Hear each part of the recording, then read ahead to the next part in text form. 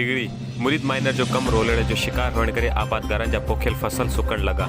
Lining जो कम नाक़्स होने करे शाख में घारो पइजी वियो। तफ़सील मूजब मुरीद शाख जे आबादगारन कमल जमाल मेहर, मुबीन मेहर ऐं ॿियनि साफ़ियन अॻियां दाहींदे चयो त मुरीद माइनर जी लाइनिंग जो कम शुरू थियण खे 1.5 महीने खां वधीक अरसो गुज़री चुको आहे, पर अञा ताईं मुकमल नाहे थियो, जंहिं करे असांजा कणक, तूरियो, बसर, भाॼियूं ऐं ॿिया पोखियल फसल सुकी रहिया आहिनि। गुज़िरियल ॾींहुं अममोरी वटि शाख खे गंडो ॾियण बाद पाणी छॾियो, जंहिंसां लाइनिंग जे लेवल सही न हुअण करे पाणी भेरा कयो ऐं शाख जी लाइनिंग जो कम नाक़्स हुअण करे शाख में घारो पइजी वियो।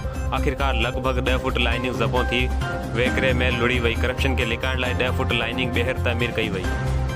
हिननि चयो त हिन वक़्तु जंहिं जाइ ते गंडो ॾिनो वियो आहे उते पाणी जे लेवल 4 फुट आहे, जॾहिं असांजे वाटर कोर्सनि ते अञा ताईं पाणी नाहे पहुतो। इन सां ज़ाहिर थी चुको आहे त शाख जे बेड लेवल पिणु सही नाहे रखी वई, जंहिंसां आबादगारनि ऐं हारियुनि खे नुक़सानु थींदो। हिननि मुतालबो कयो त फौरी तौर ते पाणी फ़राहम करे आबादगारनि खे माली नुक़सान खां बचायो वञे।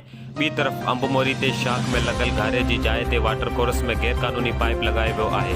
SDO आपाशी पंहिंजे मौक़ुफ़ में चयो त शाख जे पोछड़ वारे वाटर कोर्सनि जो कमु हली रहियो आहे, जंहिं करे पाणी घटि छॾियो वियो आहे। शाख खे पंहिंजे हिसे जो पाणी मिलण बाद जी लेवल सही थी वेंदी।